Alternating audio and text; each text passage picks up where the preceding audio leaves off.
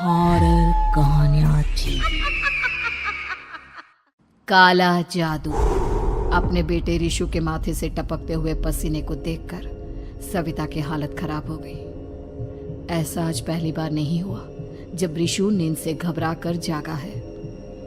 हाय मेरा बच्चा, न जाने किसकी नजर लग गई है तुझे। जब से मेरे बच्चे ने 10वीं के एग्जाम में स्कूल टॉप किया है तब से रोज बुरे बुरे सपने आने लगे हैं। हाँ माँ, मैंने आज फिर से एक काले साए को देखा। वो यहीं मेरी आंखों के सामने खड़ा था। माँ मुझे बचा लो माँ।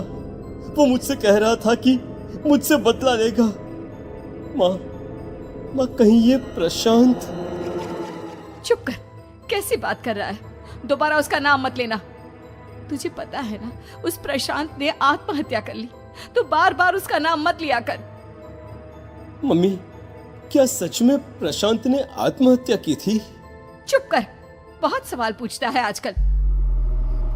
और फिर रात के वक्त सविता के पूरे घर में एक अजीब सा काला धुआं छाने लगा।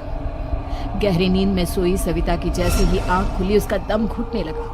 वो दौड़कर रिशु के रूम की तरफ गई जहां उसके दरवाजे पर घूमती एक काली परछाई देख वो बुरी तरह से घबरा गई। कौन है वहाँ?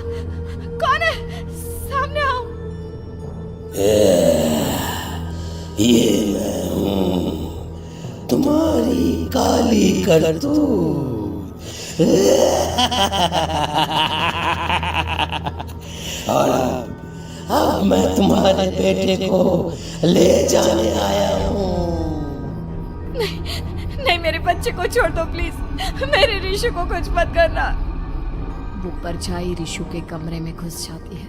सविता भी उसके पीछे पीछे दौड़कर जाती है और देखती है कि अब वो साया साफ नजर आ रहा था। वो सर से पैर तक खून में सना हुआ था और उसके शरीर के सारे अंग कटे फटे हैं। क्या चाहिए तुम्हें? तुम जो बोलोगे मैं करूंगी, लेकिन मेरे रिशु को छोड़ दो। उस परछाई ने रिशु को गर्दन से पकड़कर दीवार के सहारे हवा में उछाल दिया। रिशु जोर जोर से चिल्लाने लगा। माँ बचाओ मुझे, बचा लो माँ, ये मुझे मार डालेगा।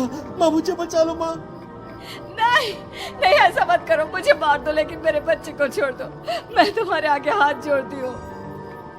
वो परछाई रिशु को जमीन पर गिरा देती है और अचानक वहां से गायब हो जाती है। रिशु, मेरा बच्चा, तू ठीक तो है ना? कुछ बोल बेटा, क्या हुआ है तुझे? मैं ठीक हूँ माँ। क्या हुआ था यहाँ पर? कुछ नहीं बेटा, कुछ नहीं। तू परेशान मत हो। हम कल ही गांव के बाहर जो तांत्रिक महाराज रहते हैं उनके पास चलेंगे। ठीक है माँ, हम जल्द ही उनके पास चलेंगे। मुझे बहुत डर लग रहा है माँ। ये बार बार मुझे डरावने सपने आना, ये सब हमारे साथ क्यों हो रहा है माँ? अगले दिन सविता अपने बेटे रिशु को लेकर गांव के बाहर तांत्रिक के पास जाती है। जिस जगह पर तांत्रिक रहा करता था वो जगह बहुत डरावनी थी। चारों तरफ कंकाल और खूब भूतियां नजर आ रही थी। गांव से दूर वीराने में उस जगह पर जोर से आंधी चल रही थी। रिशु ने डर कर अपनी माँ का हाथ पकड़ लिया। माँ मुझे बहुत डर लग रहा है। ये कैसी जगह है? देख बेटा, हमारे साथ जो कुछ भी हो रहा है उसका इलाज सिर्फ और सिर्फ ये तांत्रिक महाराज ही बता सकते हैं। अब यही है जो हमें प्रॉब्लम से बाहर निकाल सकते हैं। जैसे ही सविता और रिशु तांत्रिक की झोपड़ी के अंदर पहुंचे, वहां का नजारा देखकर उनकी आंखें फटी की फटी रह गई। तांत्रिक की झोपड़ी के अंदर कई सारे लोग अपनी गर्दन घुमा घुमा कर जोर जोर से चीख रहे थे। कौन हो तुम और यहाँ क्यों आई हो? महाराज, मेरे बेटे को कुछ दिनों से एक डरावनी काली परछाई नजर आती है और कल रात उसने मेरे बेटे पर हमला भी कर दिया।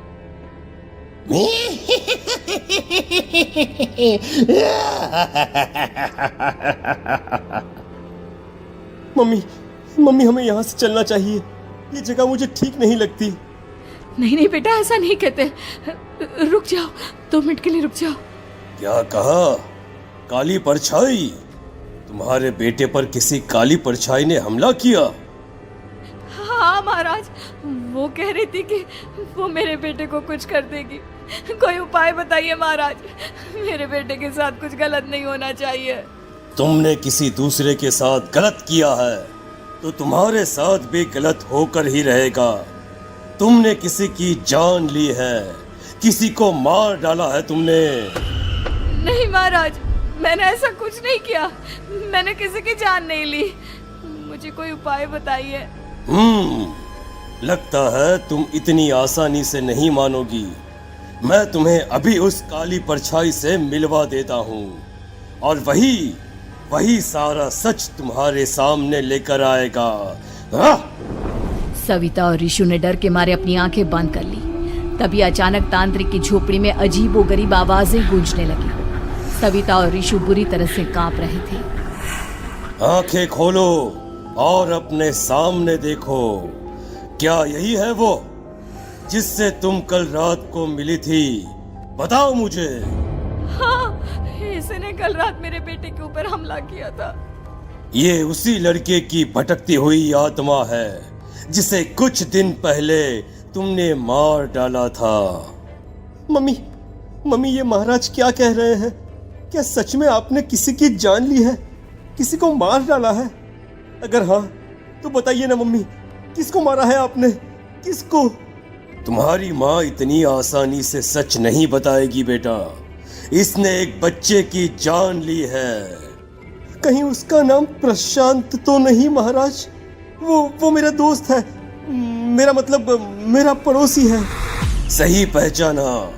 देखा सविता, तुम्हारा खुद का बेटा भी जानता है कि तुमने किसी के प्राणों की बलि चढ़ा दी और इसीलिए अब उसकी बुरी आत्मा तुम्हारे घर में भटकती है।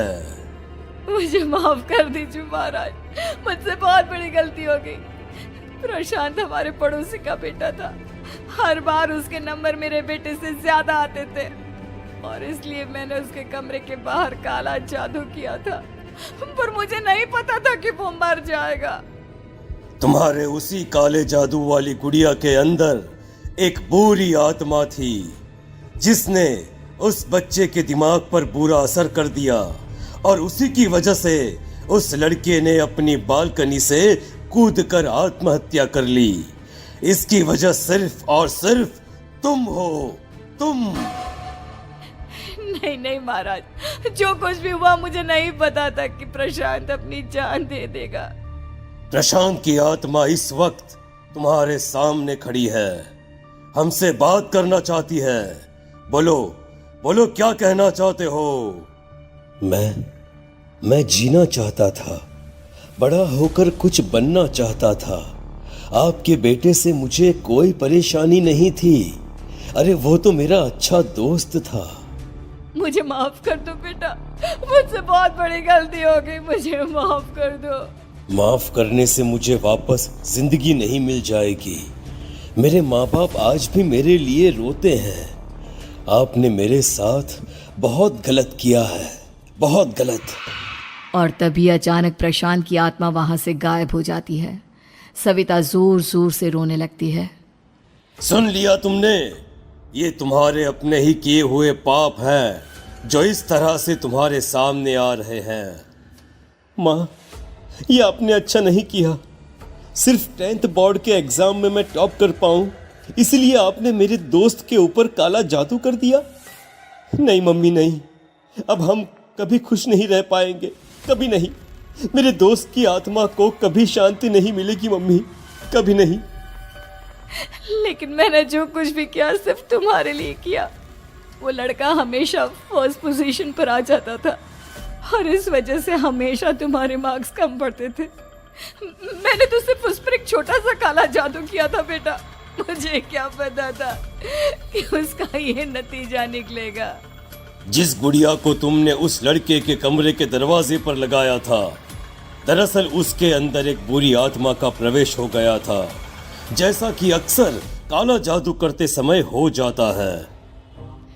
मुझे अपनी गलती का एहसास हो गया है।